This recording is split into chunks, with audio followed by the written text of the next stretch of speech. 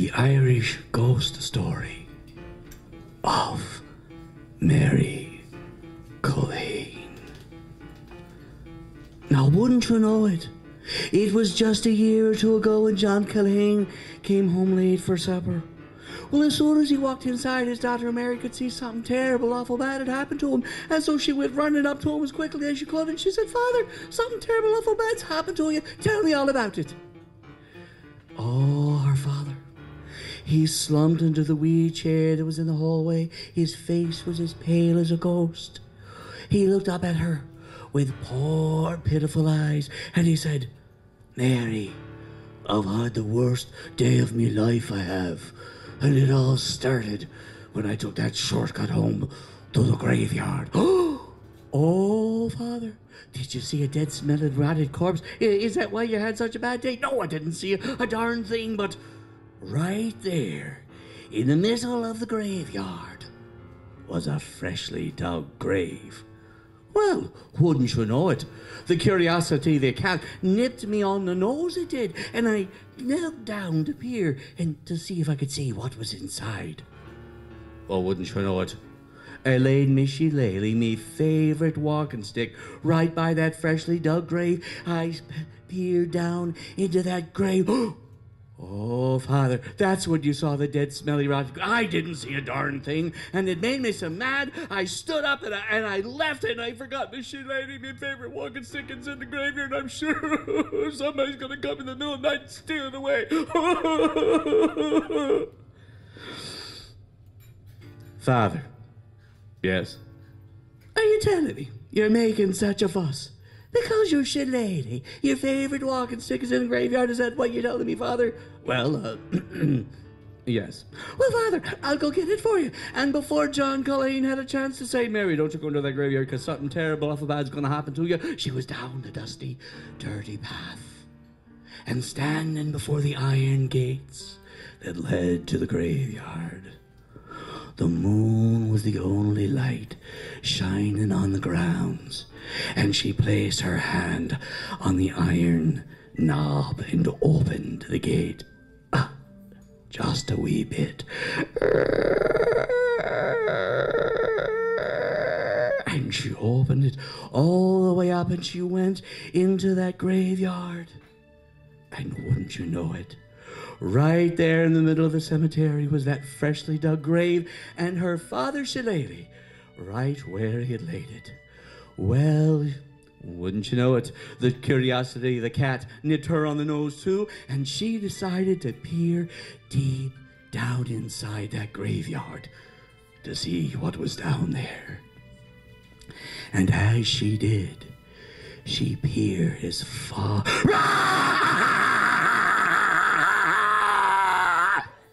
Mary! Mary Culhane!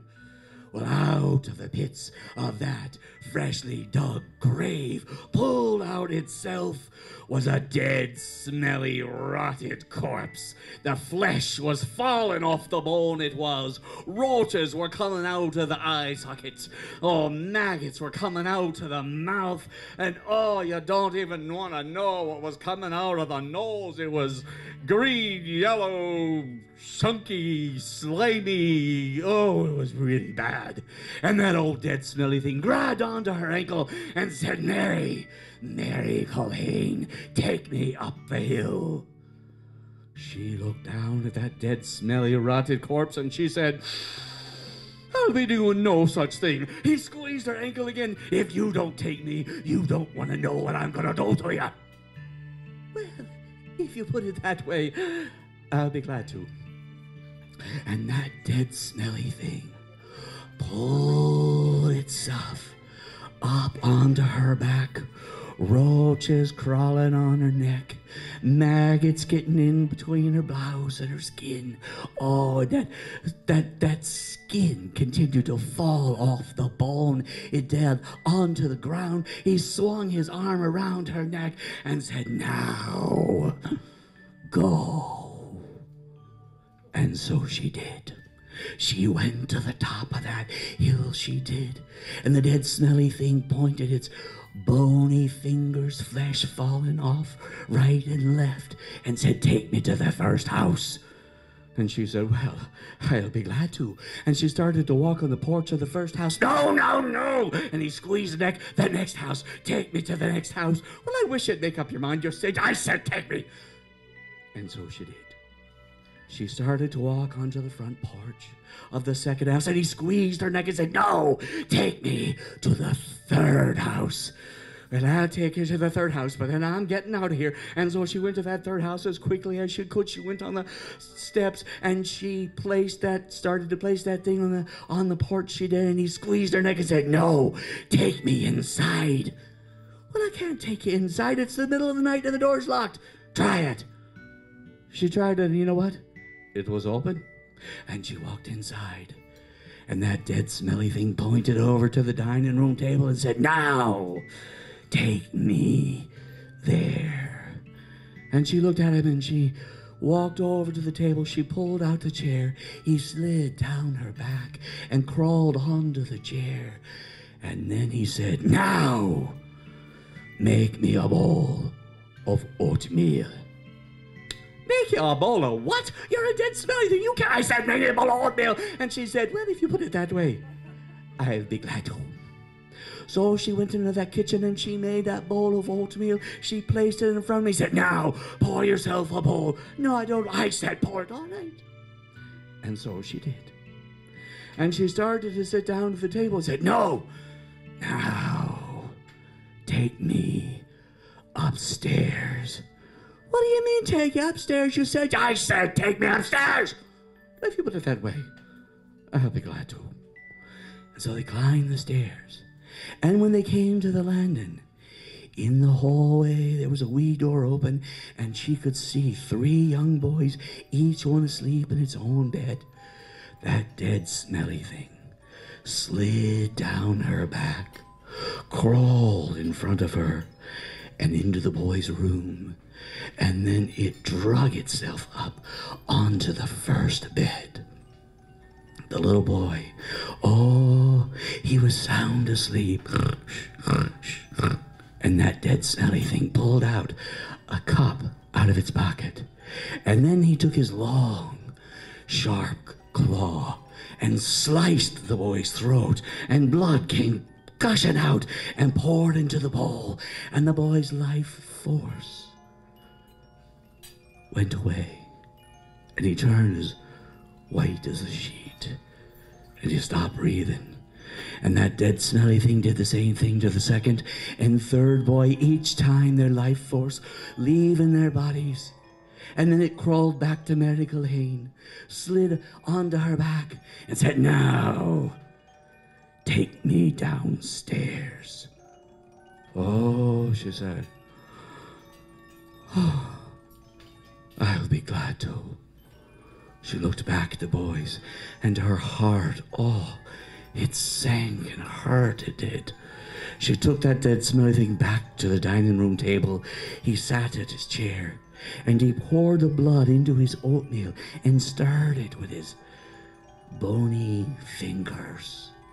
And then he placed some of that bloody oatmeal into Mary Culhane's bowl and stirred it around. She said, "No, thank you. I like butter and sugar in my oatmeal." He said, "Now, eat it." And he took that bowl into his hands.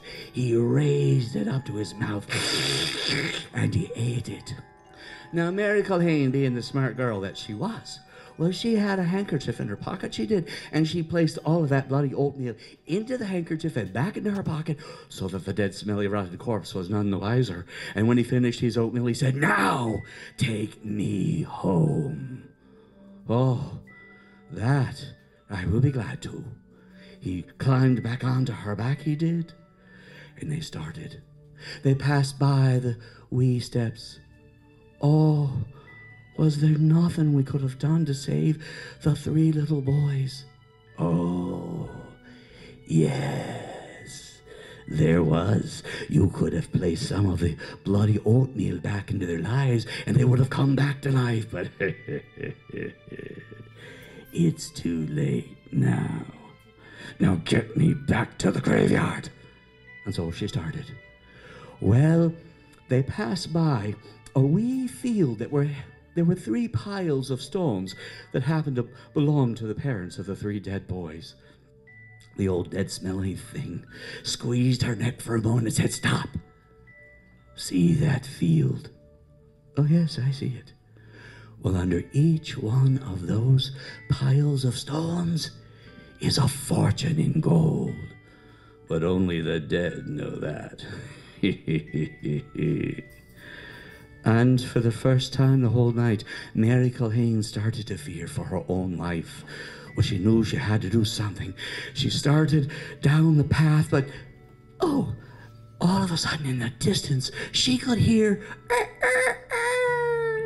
it was the crow of the rooster. The sun was starting to rise up into the sky, it was. And she noticed the dead, smelly, rotted corpse squeezing her neck started to lose his grip just a wee bit. She said to herself, "Oh my goodness, I'm going to have to sit on that rock over there. Me ankle, I think I've twisted. No, get me back to the graveyard." And the rooster crowed for the 3rd time. "Oh, you got to get me back to that graveyard." And she slowed down just a wee bit more. Me ankle, it's really, you got to hurry. The rooster, The sun rose up into the sky. And that dead, smelly, rotted corpse lost its grip and slid down her back and onto the ground and poof, disappeared into a pile of dust. Well, Mary Culhane, she rushed by that graveyard. On her way home, she grabbed her father Shillelagh. She went home, and her parents were weeping and wailing, "Mary, where have you been? We've been so worried about you the whole night. And the boys on the hill, why, they died overnight. Have you heard about it?" "Oh, Father, here's your Shillelagh. I have an errand to run. I'll be right back." She went running back to the hill, up as fast as she could go. She went to the 3rd house, knocked on the door, and oh, the parents of the 3 dead boys were weeping and wailing like she'd never seen in her whole life. She walked inside, and "I'm so sorry for you. You're lost," she said. If I could bring your boys back, would you do me a wee favor?"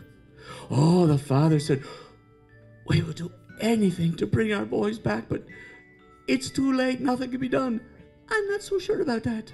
She ran up the stairs as fast as she could. She took out that handkerchief with the bloody oatmeal, and she went to the first boy, and she opened his mouth and put a wee bit of the oatmeal in it and closed it up. And his color came back to his face, and he jumped out of bed as if he'd been sleeping all night long, he did. And she did the same thing to the 2nd and the 3rd, each one stronger than they'd been the night before. Well, he went running down, and they hugged their parents. Oh, everyone was so happy. And then Mary Culhane turned to the father and said, "Now that I've brought your boys back, how about me favor? I'll do anything you need. Well, you know that little field that has the 3 piles of stones, I fancied myself being a landowner, and would you mind giving me that field?" "Oh, we'll give you anything. Here's the deed. Well, would you sign it?" And he did, and he handed it to her and said, "We thank you so much." "Oh, it was nothing." Well, she went home. A few nights later, when everyone was sound asleep, Mary Culhane, she went into that field, and she dug under each one of those piles of stones, and there was indeed a fortune in gold. And from that day to this, Mary Culhane and her entire family have been the wealthiest people in all of Ireland. But not one of them, never, ever, has had another bowl of oatmeal again. And that's the story of Mary Culhane.